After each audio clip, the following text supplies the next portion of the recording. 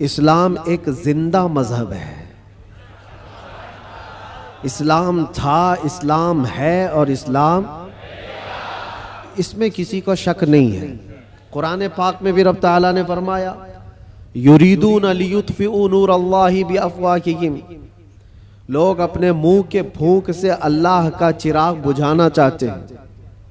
व यअबल्लाहु इल्ला अन युतिम्मा नूरह, और अल्लाह तबारक व तआला इस चीज को होने नहीं देगा, वो अपने नूर को मुकम्मल करके रहेगा। दूसरी आयत में रब ताला फरमाता है, वल्लाहु मुतिम्मु नूरिही वलौ करिहल काफिरून, अल्लाह ताला अपने इस नूर को, नूर किसको कहा गया है? इस्लाम भी नूर है, कुरान भी नूर है और हुजूर की ज़ात भी नूर है। और इस नूर को रब तबारक व तआला सुबह क़यामत तक कायम रखेगा। वलौ करिहल काफिरून, काफिरों को अगरचे ये बात अच्छी ना लगती हो, किसी को अच्छी लगे ना लगे, लेकिन रब ताला इसको जिंदा रखेगा। पूरी हिस्ट्री अगर आप उठाकर देखें तो इस्लाम पर कभी ऐसा वक्त नहीं आया कि पूरे सफ़े हस्ती से इस्लाम खत्म हो गया हो, पूरा का पूरा मिट गया हो और उसके बाद फिर दोबारा इसको जिंदा किया गया हो। ऐसा कभी नहीं हुआ।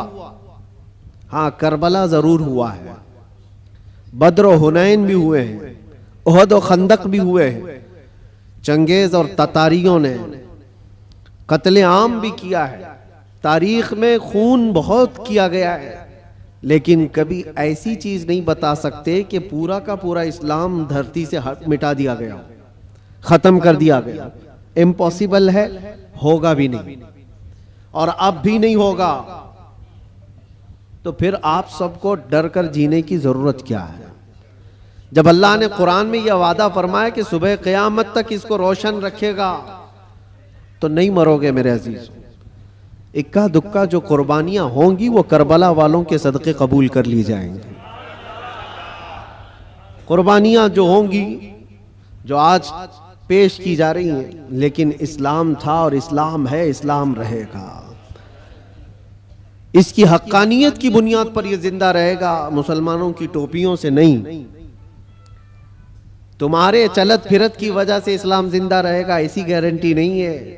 इस्लाम हक मजहब है, वो अपनी हक्कानियत की बुनियाद पर जिंदा रहेगा। कुरान अल्लाह का कलाम है, उसकी हक्कानियत की बुनियाद पर वो जिंदा रहेगा। ये तो हमारा और तुम्हारा इम्तिहान है कि हम इस पर कितने अमल करते हैं, हम इस पर कितने कारबंद रहते हैं, हम इस पर कितना यकीन करते हैं। आपसे मैं ये पूछता हूं, क्या इस्लाम के लिए जितने सीरियस हो आप, जितनी मोहब्बत करते हो, दिलो जान से चाहते हो, तो क्या इस्लाम के लिए आप हकीकत में सीरियस हो, हकीकत में मोहब्बत करते हो? अगर हकीकत में मोहब्बत करते हो तो क्या इस्लाम को अपने घर में भी पसंद करते हो? आप तो बोलेंगे कि हाँ, इस्लाम को मैं घर में पसंद करता हूं। अपनी जात पे इस्लाम को पसंद करते हो? सबसे बड़ी बात है, ये जिम्मेदारी की बात है कि जिस चीज से आप मोहब्बत करते हो वो चीज आपके घर में होना चाहिए। तो आप एक नजर जाकर देखें कि मेरे घर में इस्लाम नजर आता है या नहीं। मेरी औरत पर, मेरी बच्चियों पर, मेरी बहनों पर इस्लाम दिखता है कि नहीं दिखता? ये तुम्हारी जिम्मेदारी है। सड़कों पर इस्लाम जिंदाबाद के नारे लगाना और घरों से इस्लाम को दूर करना, ये नाइंसाफी है। या हम इस्लाम के साथ नाइंसाफी कर रहे हैं। अगर आपको इस्लाम पसंद है तो अपने घर में भी पसंद हो, अपने चेहरे पर भी पसंद हो, अपने लिबास में भी पसंद हो। लेकिन जो दुगली पॉलिसी आप उसको अमल कर रहे हो कि जुबान से इस्लाम के पसंद होने का नारा लगाते हो और जब अमल के मैदान में आए तो किसी और के अमल पर चल पड़ते हो। एक बात याद रखना ऐ नौजवानों, बहुत सारी आज ऐसी हरकतें मैं देखता हूं, ट्रेंड बनता जाता है। किसी सेलिब्रिटी को देखना और उसके फैन हो जाना, दुनियावी एतबार से, इस्लामी एतबार से नहीं। और नौजवानों ने नक्शे सब बदल डाले, कपड़े भी फाड़ कर पहनने लग गए, कानों में बालियां भी डाल ली, नथ आनी बाकी है और चूड़ियां पहनना भी बाकी है। लेकिन तकरीबन जो कोई पर्दे सीमी में तुम्हें दिखाएगा, यानी टेलीविजन पर कोई बहुत ज्यादा मुजरे करके दिखाएगा, वो तुम्हारा आइडियल बन जाता है, उसकी हरकतों पर अमल करने लग जाते हो। मैं फलां एक्टर का फैन हूं, कोई लड़की कहती है फलां एक्ट्रेस की फैन है, और सब कुछ वही चाहिए, कपड़े भी वही, किरदार भी वही, नाक नक्शा भी वही, सारी चीजें। एक बात याद रखना, जिसके अखलाक पर तुम अमल करके दुनिया में फैशनेबल कहलाना चाह रहे हो, वो तुम्हें कभी देखने नहीं आता, कभी नहीं देखने आता। तुम चाहे यहां से चीखते रहो, चिल्लाते रहो, मैं तुम्हारा फैन हूं, उसको पता भी चलता है नहीं पता क्या मालूम। खामखा किसी के पीछे भागे भागे फिर रहे हो, वो कभी नहीं देखता कि मेरी तरह कपड़ा पहन रहा है, मेरी तरह चेहरा बना रहा है, मेरी तरह बाल का स्टाइल रखता है, कभी नहीं देखता। लेकिन एक बात याद रखो, ताजदारे मदीना रसूल करीम सल्लल्लाहु अलैहि वसल्लम के अखलाक पर जो अमल करता है, कसम खुदा की दुनिया के किसी भी कोने में रहो, आमिना के लाल तुम्हें मुलाहिजा फरमा रहे, रसूल पाक सल्लल्लाहु ताला अलैहि वसल्लम तुम्हें देख रहे हैं। और ये बात इतनी प्यारी है, जिसको दिखाने के लिए तुम्हें करना चाहिए वो देख नहीं रहा दुनिया वाला, लेकिन रसूल मुख्तार सल्लल्लाहु ताला अलैहि वसल्लम की अगर एक सुन्नत पर कोई अमल करता है तो वो आका अपनी कब्र से देखकर मुस्कुराते हैं। तुम्हारे आमाल उनके पास हर जुमेरात पेश किए जाते हैं, हर जुमेरात को उम्मत के आमाल हुजूर के पास पेश किए जाते हैं। हुजूर पाक सल्लल्लाहु अलैहि वसल्लम फरमाते हैं, मैं अपने हर उम्मती को उसके बाप के नाम से पहचानता हूं, हर उम्मती को उसके बाप के नाम से पहचानता हूं। अब आप सोचो, कल जुमेरात है, हुजूर पाक सल्लल्लाहु अलैहि वसल्लम की बारगाह में फिर फरिश्ते हमारे हफ्ते भर के अमाल लेकर जा रहे होंगे, और सारी खबरें वहां पर पहुंचती हैं। अल्लाह के नबी सल्लल्लाहु ताला अलैहि वसल्लम फरमाते हैं, अगर अच्छे अमाल मेरे पास आए तो मैं खुश हो जाता हूं, अल्लाह का शुक्र बजा लाता हूं, और बुरे अमाल मुझ तक पहुंचाए जाते हैं तो गम होता है और मैं इस्तिग़फ़ार करता हूं। कितने जमाने तक हुजूर पाक सल्लल्लाहु अलैहि वसल्लम को गम पहुंचाते रहोगे, कब तक? इसीलिए मेरे अजीजों, आज के दौर में खास तौर पर ऐसे जो हालात आते हैं, ईद, बकरीद, मीलाद या जो भी ओकेशंस आते हैं, इसमें तुम्हारी जिम्मेदारियां बढ़ जाती हैं, तुम्हारे अखलाक और किरदार पर पूरी दुनिया नजर रखती है, हर एक देखना चाहती है। और हकीकत में देखा जाए तो तुम हुजूर पाक सल्लल्लाहु ताला अलैहि वसल्लम के तर्जुमान हो, तुम्हारे अखलाक देखकर लोग हुजूर को पढ़ने की कोशिश करें। नबी पाक सल्लल्लाहु ताला अलैहि वसल्लम तक पहुंचाने के लिए आप जरिया हो, आपके चलने फिरने के अंदाज, आपके लोगों से बात करने के अंदाज, ये सारी चीजें देख करके दुनिया हुजूर पाक सल्लल्लाहु अलैहि वसल्लम को पढ़ना चाहती है कि उनके गुलामों में 1400 साल के बाद ये जब अखलाक है तो उस नबी के अखलाक का हाल क्या हो। तो तुम्हारी जिम्मेदारी बढ़ जाती है जुबान को पाक करना, लोगों से मुलाकात के अंदाज को बदलना। अजीज़ान गिरामी वक़ार, नौजवानों पर आज बहुत सारी जिम्मेदारियां हैं। एक बात मैं आपको बताऊं, एक प्रोपेगेंडा जो फैलाया गया, मुसलमान सख्त होता है और मुसलमान खूनी होता है, कातिल होता है, आतंकी होता है, या फिर लूट मार चोरी हर तरह की चीजें इसके ऊपर थोप दी गई। यूरोप की दुनिया में भी ये बहुत फैलाया गया है ताकि डर के मारे कोई इस्लाम को पढ़ना भी ना चाहे। तकरीबन आज से 13-14 साल पहले की बात मैं आपको बता रहा हूं, उससे भी ज्यादा पहले अफगानिस्तान में जब हालात बहुत खराब थे, वहां पर नेटो की सारी फौजें उतरी हुई थीं, एक बड़ी जंग चल रही थी। उस वक्त अमेरिका की रहने वाली एक न्यूज रिपोर्टर, लेडी है, औरत है, वो हालात का मुआयना करने के लिए अफगान आई थी। वो कहती है कई दिनों तक मैं अलग अलग इलाकों में जाकर के रिपोर्टिंग करती थी और वापस शाम में अपनी जगह पर आ जाती, अपनी क़यामगाह पर आ जाती। एक बार ऐसा हुआ कि एक इलाके में मैं पहुंची और वहां से तन्हा आ रही थी, तो जो फौजी थे कुछ जो वहां तैनात थे, महीनों से वो जंग के मैदान में उतरे हुए फौजी, लेकिन उस इलाके के फौजी नहीं, नेटो के फौजी, जिसमें तकरीबन 45 कंट्रीज के फौजी थे, यूरोप के सबके। उन फौजियों में से 2 फौजियों ने इसको पकड़ लिया, इस औरत को, और इसके साथ कुछ गलत करने के इरादे से वो एक अंधेरी जगह पर उसको खींच रहे थे, ले जा रहे थे। शाम का वक्त था। इत्तेफाक ऐसा कि 2 नौजवान मस्जिद की तरफ जा रहे थे, मोमिनीन में से 2 नौजवान वहां से गुजर रहे थे। तो वो 2 नौजवानों ने अचानक जब ये हालत देखी कि एक खातून को जोर जबरदस्ती पकड़ करके कुछ लोग घसीट रहे हैं, तो उन्होंने आवाज लगाई और ताकतवर पठान लोग थे, हमला आवर हुए। तो फौजी चूंकि गलत नीयत से उसके साथ बदतमीजी कर रहे थे, छोड़ करके भाग गए जब तक उस औरत के कपड़े उपड़े फटे हुए थे, हालत बुरी थी। लेकिन ये 2 नौजवान मुसलमान थे, दाढ़ी टोपी वाले, उस खातून को वहां से आजाद कराया और अपने तरफ ले लिया, अपने पास ले लिया। ये खातून कहती है कि मुझे तो ज्यादा डर लग गया कि ये वहशी मुसलमानों के हाथ में आ गई, अब पता नहीं क्या करेंगे, सीधे ज़बह करते हैं लोग। क्योंकि बचपन से प्रोपेगेंडा दिमाग में था, अमेरिका की रहने वाली, उसके दिमाग में यही सारी चीजें भरी गई थी। मुसलमान सख्त होता है, कातिल होता है, आतंकी होता है, लुटेरा होता है, न जाने क्या क्या चीजें फैलाई गई हैं। वो डरी हुई थी औरत, क्या पता नहीं, वो तो फौजियों के हाथ में थी, वो अपनी जिस्मानी ख्वाहिश पूरी करके छोड़ देते। लेकिन ये लोग तो बहुत खतरनाक किस्म के लोग हैं, ये तो सीधे ज़बह कर देते हैं, खून बहा देते हैं। डरी सहमी हुई उन 2 नौजवानों के हाथ में तो आ गई, लेकिन वो 2 नौजवान लेकर गए एक कमरे में, इस खातून को बंद कर दिया और ताला लगा दिया, बंद कर दिया।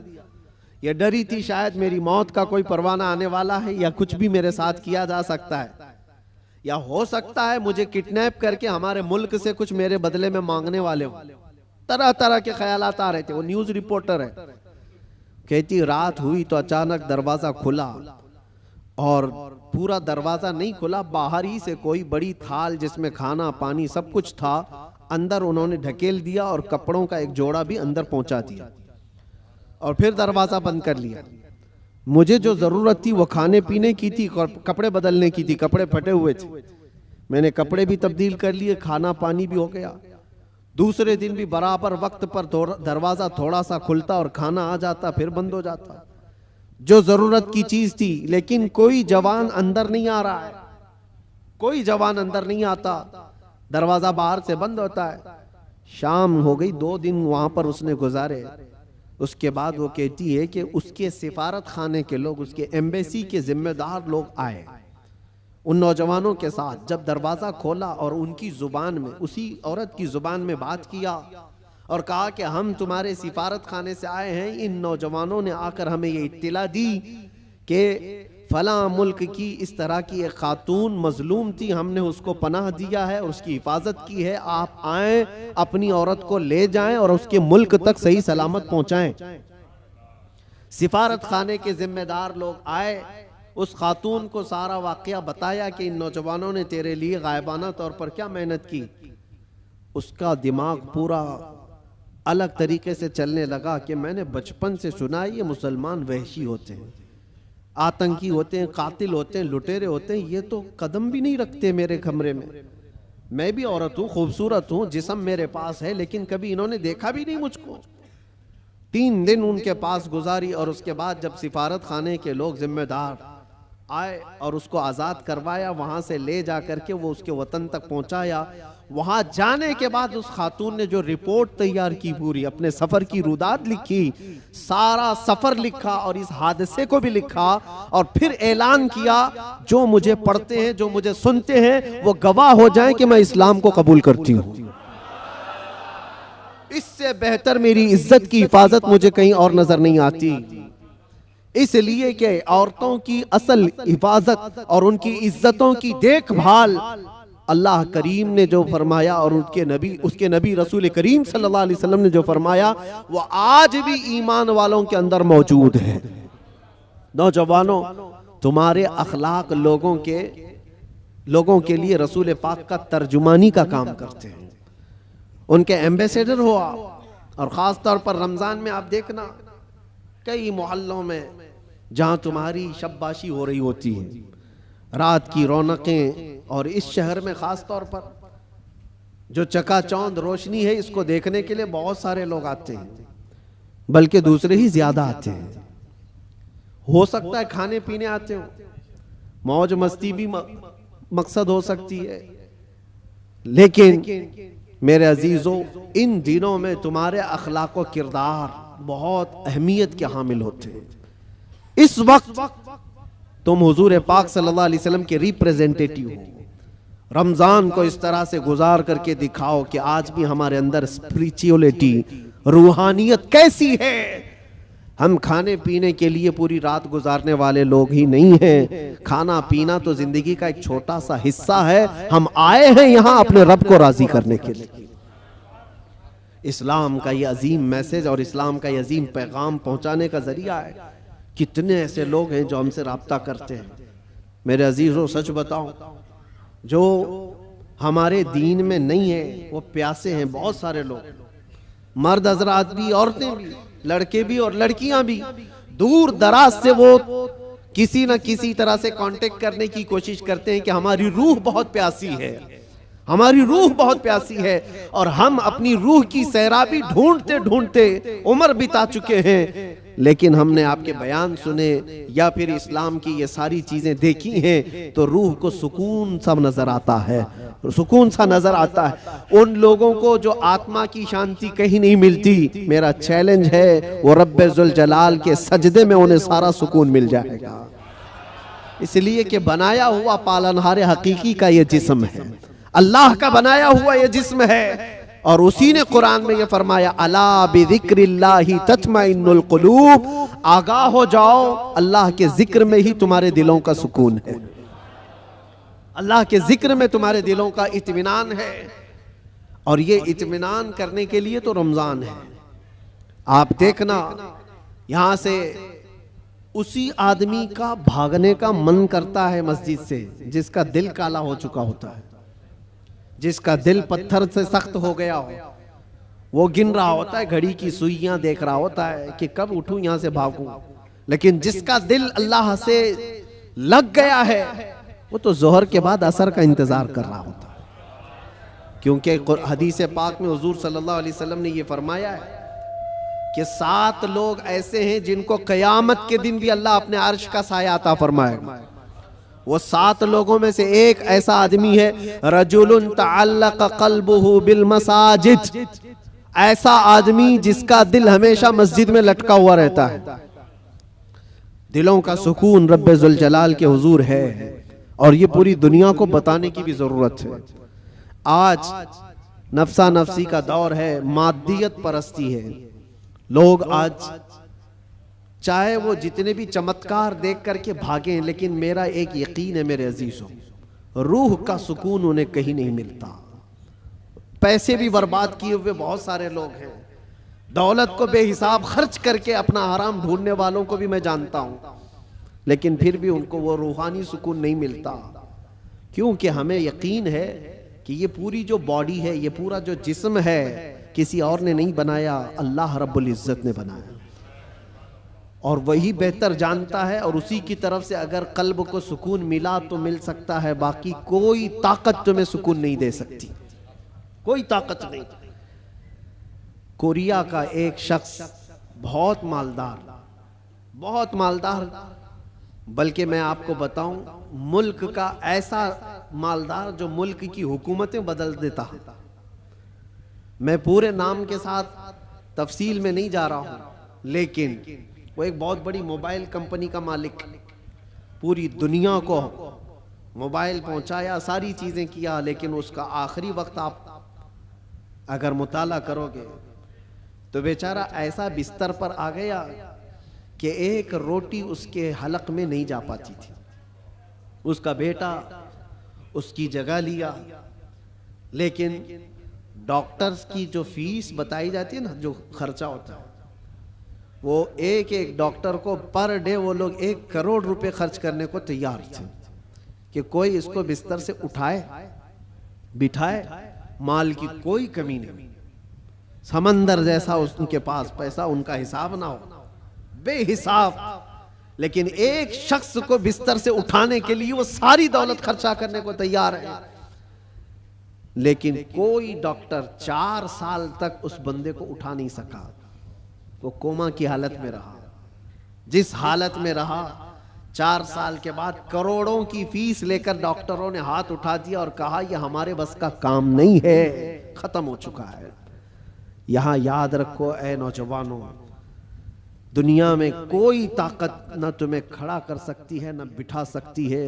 कुरान में रब ताला फरमाता है वइन यमसस्कल्लाहु बिदुर्रिन फला काशिफ लहू इल्ला हू वइन यमसस्क बिखैरिन फला राद्द लिफज़लिही युसीबु बिही मन यशाउ मिन इबादिही।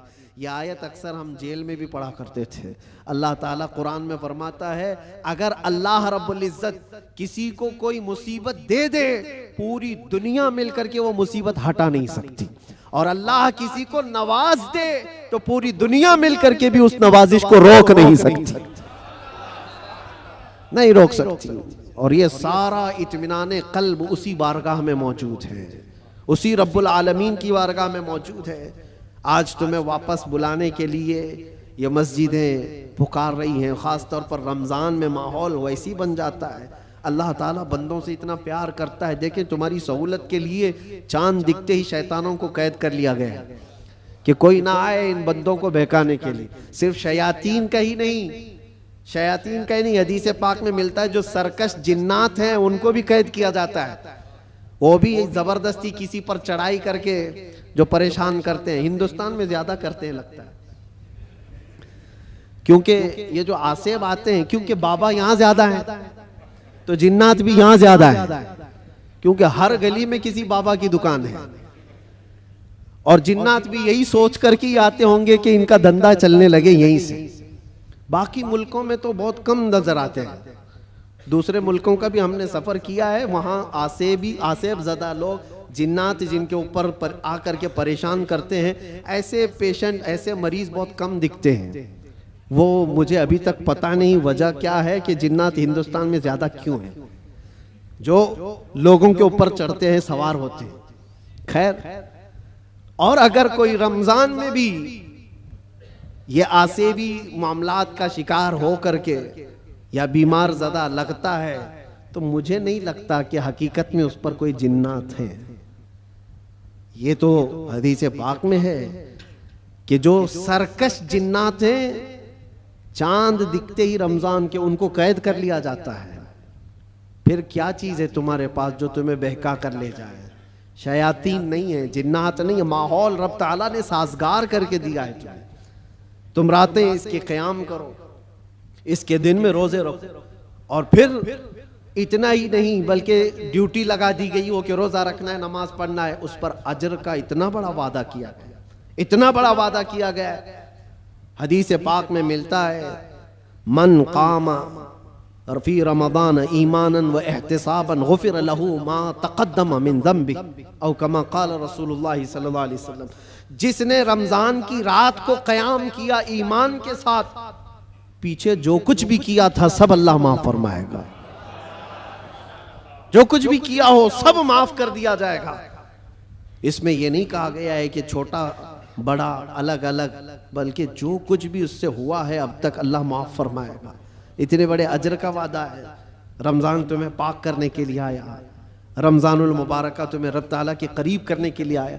रोज़े भी फ़र्ज किया रब ताला ने, तो ये फरमाया लअल्लकुम तत्तकून, तुम पर रोज़े इसलिए फ़र्ज किए गए कि तुम्हें तकवा आ जाए, तुम परहेजगार बन जाओ। तो रब तबारक व ताला का ये हुक्म है। हम तो माइल बकरम हैं, कोई साइल ही नहीं। रोज इसकी रातों पर रब ताला निदा फरमाता है, कोई मुझसे बख्शिश तलब करे मैं उसे माफ करूं। लेकिन लोग कहां पर हैं? बहुत सारे हालात ऐसे बिगड़े हुए हैं कि तुम्हारी रातें बख्शिश तलब करने की थी, तुम कैरम बोर्ड पे बैठे हुए हो, रात भर बकरे लड़ा रहे हो, मुर्गे लड़ा रहे हो, चेस खेल रहे हो, क्रिकेट के फुटबॉल के ग्राउंड सजाए जाते हैं। ये रमजान इसके लिए आता है। अफसोस है, मैं तो कहता हूं उन लोगों पर तुफ है, लानत है। रमजान को भी इंटरटेनमेंट का जरिया बना दिया। लोग तो, हमारे बुजुर्गों में पहले ये होता था, बुजुर्गों की का मतलब औलिया कामिलीन की बात नहीं कर रहा हूं, घर के बड़ों का भी हाल था। अब तक बहुत सारे घरों में रमजान के आते ही टीवी पर पूरा पर्दा डाल देते थे, चादर उड़ा देते थे, बहुत सारी चीजें। रमजान आ गया है, घर की सफाई हो जाती थी। रमजान आ गया है, कोई ऐसी चीजें ना रखी जाए घर के अंदर, बहुत सारे एहतमाम होता था। और तुम्हें पता है इसके एहतराम पर अल्लाह तबारक व तआला जन्नत अता फरमाता है। रोजा नहीं रखने वाले भी दिन में किसी के सामने खाते पीते नहीं थे, एहतराम की वजह से। रोजेदार को कोई हाथ नहीं लगाता था, मारता नहीं था। ये बुजुर्गों की तालीमात होती थी कि ना हाथ नहीं लगाना, मारना नहीं, रोजादार है। ये सारा एहतराम कहां चला गया? उसकी वजह यह है मेरे अजीजों कि तुम अगर इस रमजान को भी बेएहतरामी में गुजारोगे तो ये रमजान कल क़यामत के दिन तुम्हारे खिलाफ मुकद्दमा करेगा अल्लाह की बारगाह में कि अल्लाह मैं इसके घर गया था मगर इसने मेरी तौहीन की है, मेरी इसने बेहुरमती की है। और हुजूर पाक सल्लल्लाहु अलैहि वसल्लम फरमाते हैं क़यामत के दिन जिसके खिलाफ रमजान खड़ा हो गया उसको दोज़ख में जाना जरूरी हो जाएगा। रमजान अगर किसी के खिलाफ खड़ा हो गया तो अपने खिलाफ रमजान को खड़े होने ना दो, अपनी हिमायत में खड़े होने दो। कल रमजान आए क़यामत के दिन और तुम्हारी सिफारिश करे कि मौला ये मेरी रातों को जागता था, ये मेरे दिन को तिलावत कुरान करता था, रोजे रखता था, गुरबा और मसाकीन में खैरात करता था, तुम्हारी नेकियों की गवाही खुद रमजान देगा। और हुजूर ने यह भी फरमाया कि जिसके हक में कुरान और रमजान सिफारिश कर दे उसका जन्नत में जाना वाजिब है। अजीज़ान गिरामी वक़ार, बस मैं खुलासा कलाम सिर्फ इतना अर्ज करना चाहूँगा कि दीन जो तुम तक पहुँचा है इस चीज़ पर आज ख़ास तवज्जो के साथ मैं अर्ज करना चाहता हूँ। ये बड़ी मशक्क़तों के साथ तुम तक पहुँचा हुआ है। ये नहीं कि फूलों की सेज पर सज कर तुम्हारे घर में आ गया। बहुत मशक्क़तें उठाई गई हैं इसके पीछे, दीन तुम्हारे घरों तक जो पहुँचा है। ये अज़ानें जो सलामत हैं, ये जो नमाजों की रूहानियत और ये जो नूरानियत बाकी है, इस पर बुजुर्गों की कुर्बानियाँ हैं, बहुत सारी कुर्बानियाँ हैं। इस दीन के इस असल चेहरे को बाकी रखना आज हर जवान की जिम्मेदारी है। तुम क्या समझते हो यहाँ माइक पर बैठे हुए मौलाना साहब इनकी जिम्मेदारी है इस्लाम की तबलीग करना? बल्कि हर मुसलमान पर यह जिम्मेदारी है वो अपने अखलाक और किरदार से इस्लाम का रिप्रेजेंटेटिव है। तुम्हारी जिम्मेदारी है इसको सही सलामत बचा रखना अपने घरों में। दूसरे क्या क्या कर रहे हैं इसकी तरफ अभी छोड़ दो, कीड़े वैसे ही मर जाएंगे। मौसम पर कीड़े आते हैं, होता है ना, कोई एक मौसम आता है बारिश से पहले बहुत कीड़े दिखते हैं, कोई इलाज ही नहीं होता। क्या किया जाए, क्या किया जाए? उनका इलाज इतना ही होता है मौसम जाए तो खत्म ही होते हैं।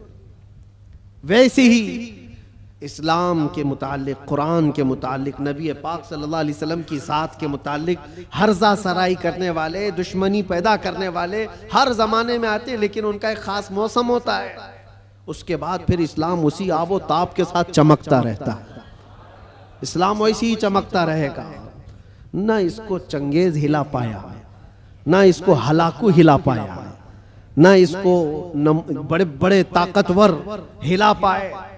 50 लाख लोगों का जिसने कत्ल किया, चंगेज वगैरह जो तारीख आप देखें, 50 लाख से ज्यादा लोगों का कत्ल जिन्होंने किया, यही सोच करके किया था ना इस धरती से पूरा मिटा दिया जाए, सफ़ह-ए-हस्ती से खत्म कर दिया जाए। हैरत की बात है जिस फौज ने बगदाद पर हमला किया था वही फौज दायरे इस्लाम में दाखिल हुई थी। जिसको इकबाल ने कहा था हरम को मिल गए पासबां सनम खाने से, हरम को मिल गए पासबां सनम खाने से। रब तबारक व तआला उन्हीं के दरमियान ईमान की हिदायत अता फरमा दी। ये होता रहेगा, ये इस्लाम का लहलहाता हुआ पौधा सलामत रहेगा।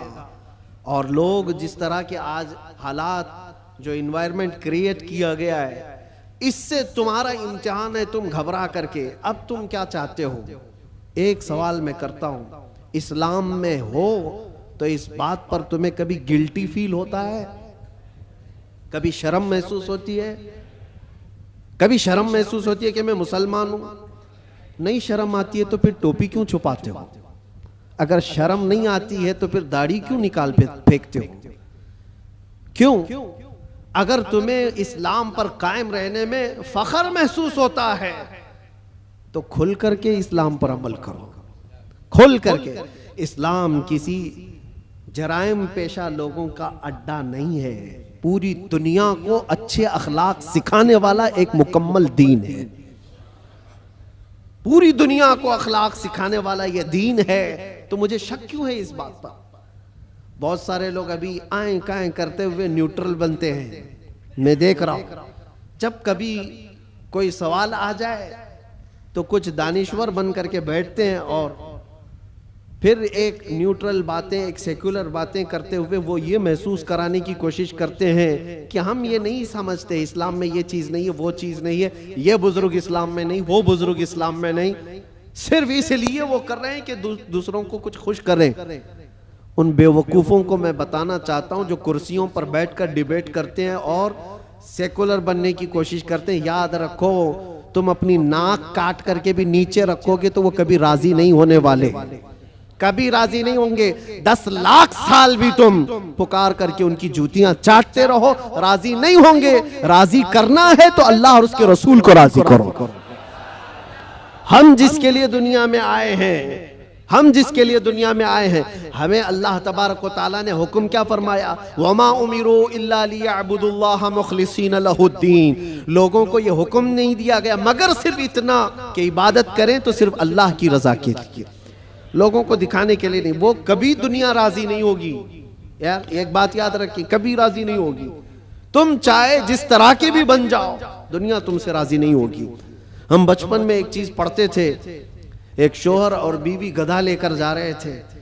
शोहर अपनी बीवी को बिठाया गधे पर और लेकर चल रहा था। बेचारा लेडीज फर्स्ट वाले फार्मूले पर अमल कर रहा था कि पहले औरतों को होना चाहिए, लेकिन मोहल्ला छोड़ने वाला थोड़ी ना है।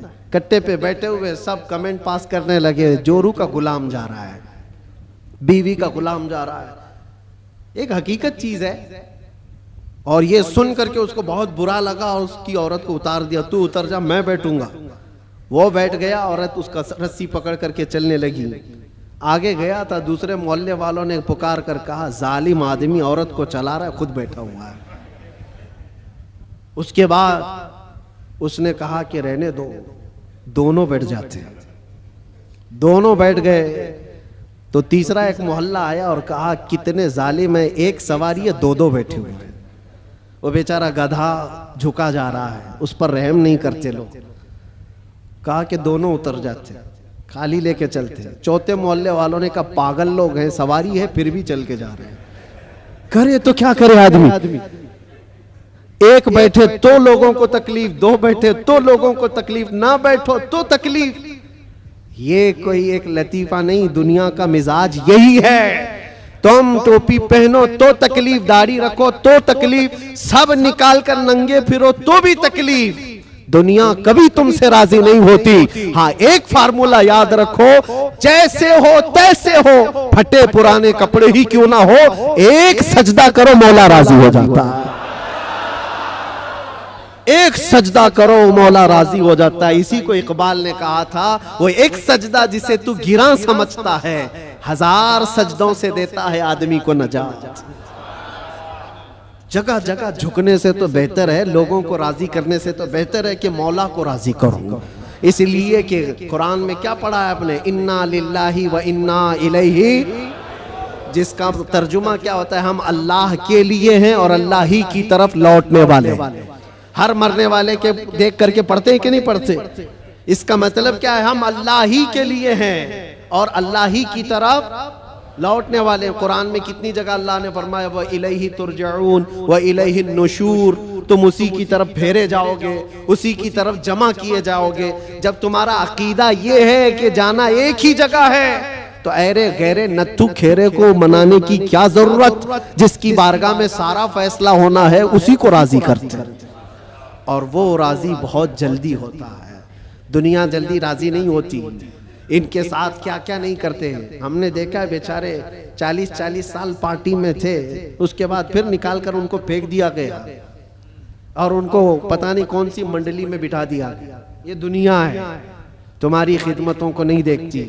एक दिन अगर तुमसे कोई बुराई हुई तो पिछले 40 सालों पर पानी डाल दिया जाता है। और वो रहमान है, वो रहमान है जिसकी एक मिसाल मैं आपको बताऊं।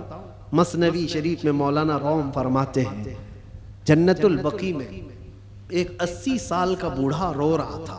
कौन था ये? बांसुरी बजाता था, लोगों को अपनी सुरीली आवाज से बजा बजा करके धुन में मस्त करता था। इस पर लोग उसको पैसे देते थे। जिंदगी पूरी गुजरी इसी में, ये बजाने में। और जब बांसुरी बजाता था तो बेहतरीन लय थी उसके पास, बेहतरीन तर्ज थी और उस पर लोग वाह वाह करते थे, पैसे देते थे। लेकिन कब तक बजाएगा?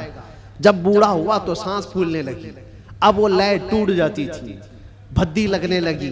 लोग तो सुनते भी नहीं थे, उल्टी सीधी बातें करते थे कि बूढ़ा हो गया, अभी ये बजाता है, इससे तो होता भी नहीं है। लेकिन बेचारे के पास उसके अलावा कोई फन था भी नहीं। करता तो क्या करता, उसकी कमाई का एक ही जरिया था ये बांसुरी बजाना, और इसको बजा करके लोगों को खुश करता था। लेकिन जब उसने देखा कि अब दुनिया एक फूटी कोड़ी भी देने को तैयार नहीं, फाके पे फाके आ गए, मरने की हालत आ गई, 80 साल की उम्र है। ये जमाना हजरत उमर फारूक का है। उस वक्त ये बूढ़ा जन्नतुल बकी कब्रिस्तान मदीने तैयबा का आया और उस बांसुरी को अपने घुटने से तोड़ डाला, तोड़ दिया और कहा फेंक दिया। कहा ऐ खालिके कायनात, तूने मुझे पैदा किया, लेकिन अगर मेरे हिस्से में रिस्क नहीं है तो मुझे मौत दे, मैं कब्रिस्तान में खड़ा हूं। मैं अब किसी और पर बोझ ना बनूं, मैं यहीं मरूं और यहीं सो जाऊं, मुझे माफ कर दे मौला। वो रोता रहा। जब हालात का मारा हुआ आदमी मौला की बारगाह में रोता है ना तो उसका दिल भर आता है। हालात का मारा हुआ जब रोता है तो उसके रोने की आवाजें आसमानों को चीर देती। तुम्हें अंदाजा नहीं, यूं ही रोने वाला अलग है, लेकिन हालात से मारा हुआ, दिल का टूटा हुआ जब रोता है तो उसकी आवाजें सातवें आसमान के ऊपर जाती हैं। रोया, बेइंतहा रोया और गिर करके वहीं सो गया। न खाना है न पानी है, कई दिनों का भूखा है। अल्लाह अकबर। ये ज़माना है हज़रत उमर फारूक रदी अल्लाह ताला अन्हु मस्जिद नबवी शरीफ में है और वो पढ़ते पढ़ते हज़रत उमर को ऊँग आई और जैसे ही उनको ऊँग आई ख्वाब में रसूल पाक तशरीफ लाए। फरमाया उमर जल्दी उठो, अपने घर से खाना पानी लो और जन्नतुल बकी में अल्लाह का एक मेहमान खड़ा है उसे खिलाओ। हज़रत उमर गए, कुछ नहीं देखा, कौन है क्या है पता नहीं है, कौन है मालूम नहीं। हुक्म हुआ, घर गया, घर गए और तोशादान लिया, जो खाने पीने की चीजें मैसर थी सब लेकर के फौरन जन्नतुल बकी आए। देखा कि कौन है यहाँ पर, इतनी रात गए, कौन बंदा होगा। तलाश करते करते दरमियान में पहुंचे तो एक बूढ़े को वहां पर गश खाए हुए पड़ा हुआ देखा, उसको उठाया।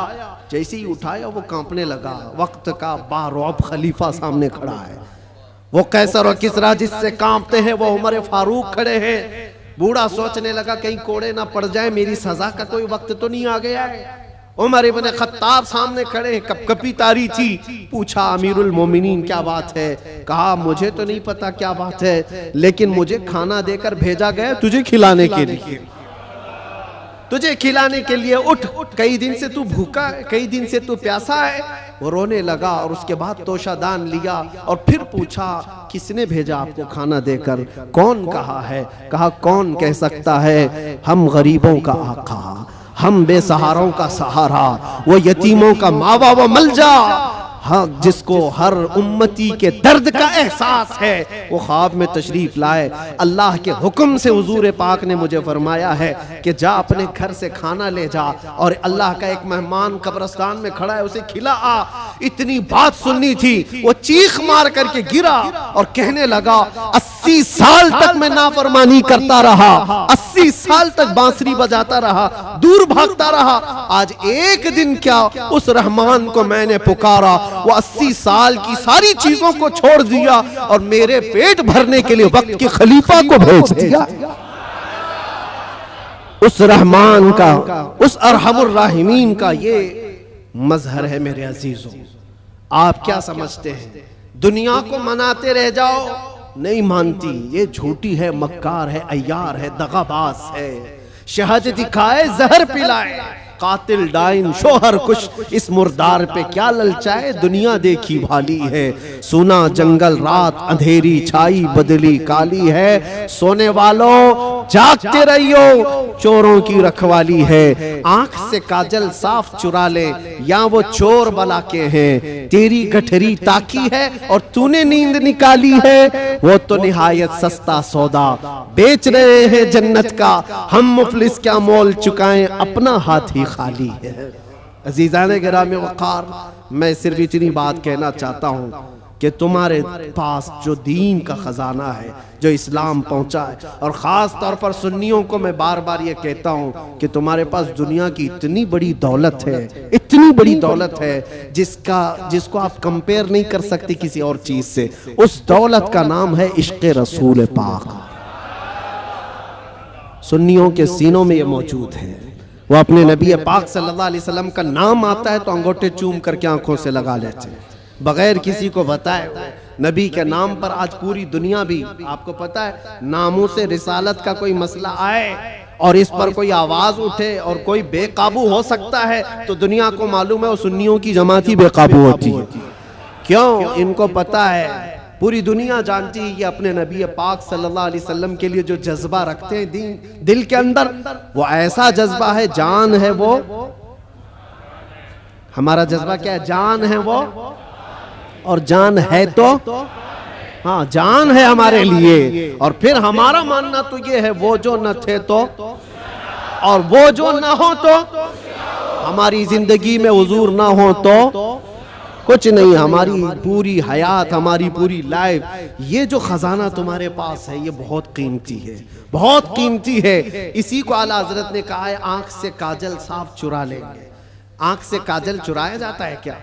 ये जो लगा हुआ शीशी का काजल है नहीं, ये इस्तिआरा है। शेर में कहा गया, मोमिनो तुम्हारे पास जो आंख का काजल है वो इश्क रसूल है, तुम्हारी आंखों का वो नूर है। और बहुत सारे भेड़िए घूम रहे हैं उसी काजल को चुराने के लिए, तुम्हारे दिलों से वो निकाल लें, तुम्हारी आंखों से वो निकाल लें। और बेचारे कितने तो बहक गए, चोरी हो गए और चोरों के हाथ में गिर गए और दिलों के अंदर से हुब्बे मुस्तफा निकलती चली गई। तो उन चोरों के हाथ न लग जाओ, तुम अपने इश्क रसूल की हिफाजत करो, इस पे कोई कंप्रोमाइज। हुजूर पाक की इज्जत, हुजूर पाक की मोहब्बत जो तुम्हारे पास एक बहुत बड़ा खजाना है, इस पर कोई कंप्रोमाइज करोगे?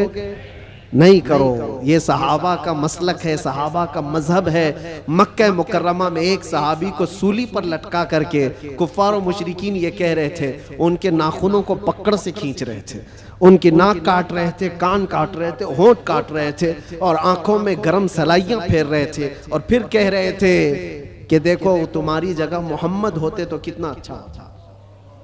तुम आराम कर रहे होते, उनके नाम पर तुम कटे जा रहे हो, मरे जा रहे हो।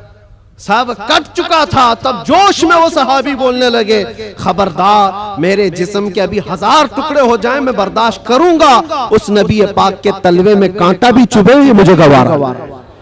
ये दौलत जिसकी हिफाजत ये सहाबा का मसलक है, ये सहाबा का मजहब है, जिसके तुम अमीन हो, जिसके तुम अमानतदार हो। आज पूरी दुनिया वो चीज खींचना चाहती है। हालात जो कुछ भी हो, जब भी हुजूर पाक की मोहब्बत की बात आए, सारी चीजें एक तरफ, मेरे नबी की जात एक तरफ। और फिर मैं उसी पर आकर गुफ्तगू खत्म करता हूं। मेरे अजीजों, मनाना है तो अल्लाह और उसके रसूल को मनाओ।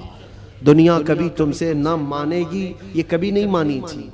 और जिन्होंने इनकी गुलामी की है वो आज देख रहे हैं उनकी हालत क्या है। वो ऐसी हालत हो गई, धोबी का कुत्ता, न घर का न घाट का, इधर के भी नहीं रहे उधर के भी नहीं रहे। जिन्होंने गुलामी की है, इस तरह से अपनी जिंदगी ना गुजारो। कुछ तो उनको राजी करने के लिए गए थे बेचारे, नाम भी बदल लिए, कपड़े भी बदल लिए, सब कुछ करके देख लिया, लेकिन वो बड़े खूंखार लोग हैं, वो दूसरी कास्ट को बर्दाश्त नहीं करते, तुझे कहां से बर्दाश्त करें, लात मार के भगाया। कई जगहों पर ये हालात तारीख में पढ़ते आओ। इसलिए राजी करना हो तो अल्लाह उसके रसूल को राजी करो।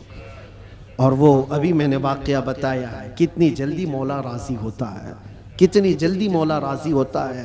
यहाँ तक कि एक हदीस और सुन लो, हुजूर पाक सल्लल्लाहु अलैहि वसल्लम महवे ख्वाब थे, आंखें बंद थी, और उसके बाद अचानक मुस्कुराने लगे, और इतनी जोर से कि आपके दंदाने मुबारक नजर आए। सहाबा ने पूछा, या रसूल अल्लाह सल्लल्लाहु अलैहि वसल्लम क्या बात है? तो हुजूर ने फरमाया, अल्लाह करीम एक मिसाल में मुझे बयान फरमा रहा है।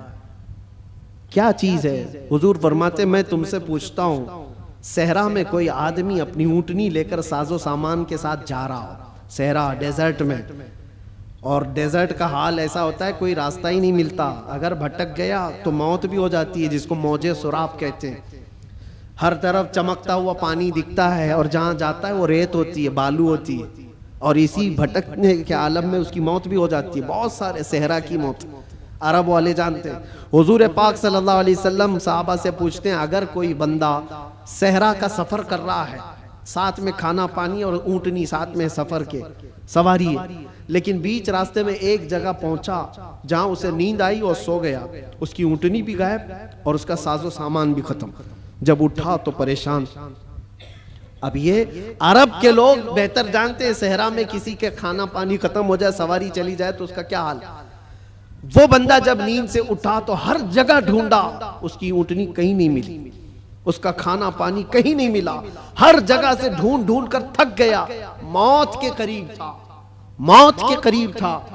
फिर अचानक उसको नींद लगी, एक दिन गुजरा कि 2 दिन, जो भी है, मौत के करीब था, नींद आ गई। थोड़ी देर के बाद आंख खुली तो उसकी ऊँटनी भी सामने है, खाना भी सामने। अब सुनो, ये मिसाल है। हुजूर पाक सल्लल्लाहु अलैहि वसल्लम फरमाते साहबा से, ऐ मेरे साहबा बताओ, उस सहरा में चलने वाले मुसाफिर को कितनी खुशी होगी, अपना खोया हुआ ऊँट मिल जाए, अपना खोया हुआ खाना मिल जाए, उसकी जान में जान आए, कितनी खुशी होगी। साहबा कहते हैं, या रसूल अल्लाह, उसकी जिंदगी की सबसे बड़ी खुशी है वो कि मौत के मुंह में जा चुका था, लेकिन वापस उसका खोया हुआ ऊँट भी मिला, खाना भी मिला, उसकी खुशी को तो कोई नहीं पहुंच सकता। हुजूर पाक सल्लल्लाहु अलैहि वसल्लम फरमाते हैं, बिला तशबीह व बिला तमसील, ये मिसाल के लिए हुजूर ने फरमाया, ऐ मेरे सहाबा, जब एक बंदा भटक जाता है, गुनाहों में लग जाता है, और फिर जिस दिन वो तौबा करके वापस आता है, उस मुसाफिर को जितनी खुशी नहीं हुई, मौला को उससे ज्यादा खुशी होती है। मेरा भटका हुआ बंदा मेरे पास वापस आ गया है, मेरा भटका हुआ बंदा मेरे पास वापस आ गया। रब तबारक व तआला खुशी का इजहार फरमाता है। इसलिए नौजवानों, रब तबारक व तआला की रहमत तो तुम्हें थामने के लिए हमा वक्त है, हमा वक्त तैयार है, लेकिन आप इससे दौड़े दौड़े भाग करके इन रातों को अगर कैरम में, मुर्गे लड़ाने में, बकरे लड़ाने में और दुनिया भर के एंटरटेन में गुजारते हो, तो ये कितनी बड़ी बदनसीबी है। उस रब तबारक व तआला के हुजूर हाजिर होकर के अपनी बख्शिश तलब करो। बस इसी के साथ मैं खात्मा करता हूं अपनी गुफ्तगू का। और एक बात, इस्लाम और दीन जो तुम्हारे घरों में, इसकी हिफाजत तुम्हारे कंधों पर है। हर घर में जिम्मेदारी है, अपने बच्चों को ये सिखा करके जाओ, दीन हमारे घर में जो आया है वो इंटरनेट से नहीं आया है, ये बुजुर्गाने दीन का फैज और करम है जो हम तक ये दीन पहुंचा है। उनके तौर तरीकों को जिंदा रखो। ये जो हमारी मस्जिदों में गाहे बगाहे ये प्रोग्राम है, रात के रमजानुल मुबारक की ता कराते हैं, शबे मीलाद, जो भी है, ये दीन का चेहरा बाकी रखने की कोशिश की गई है, इसको जिंदा रखना हमेशा। इसलिए कि इंटरनेट पर भी बहुत सारे चोर आए हुए हैं, नए नए चीजें ला करके तुम्हारे ईमान को लेना चाहते हैं, आंख से काजल साफ चुरा लेंगे। और ऐसे बहुत आए, हदीस नंबर ये, हदीस नंबर ये, हदीस नंबर ये, आयत नंबर ये, आयत नंबर ये, आयत नंबर ये। सामने नौजवान को ऐसा लगता है क्या रेफरेंस देता है, कितना दिमाग है इसका। उससे ज्यादा दिमाग तो वो मेडिकल स्टोर पे खड़ा हुआ बंदा है, जिसको हर दवाई पता है कहाँ रहती है, चिट्ठी देखा सीधे जाके लाके देती है। उसका काम है, वो उसमें माहिर है। इस तरह से अगर किसी को सिर्फ और सिर्फ ये देख रहे हो कि सिर्फ रेफरेंस देता है, नंबर बोलता है, तो इसका मतलब ये नहीं है कि वो पूरे दीन का रिप्रेजेंटेटिव है।